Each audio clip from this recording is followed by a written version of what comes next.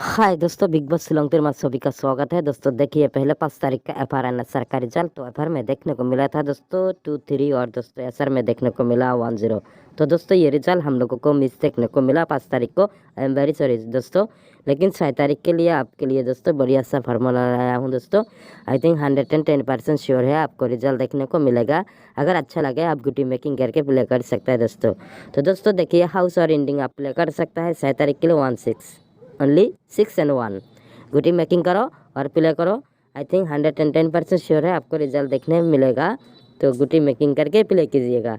तो मैं डायरेक्ट गुटी देने वाला हूँ। देखिए 3136 808681, सॉरी यहाँ पर 81 है, 9196414695। यहाँ पर मैंने 10 गुटी प्रोवाइड किया है। अगर अच्छा लगे आप प्ले कर सकता है 12181419।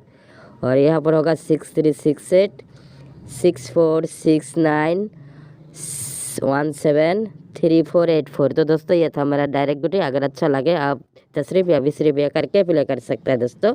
अगर पसंद है मत प्ले कीजिए, लेकिन हाउस एंडिंग याद रखना 16 ओनली 16 से आपको गुटी देखने को मिलेगा। ओके, तो अंत में दोस्तों यही कहना चाहूँगी, best of luck and thanks for watching my videos.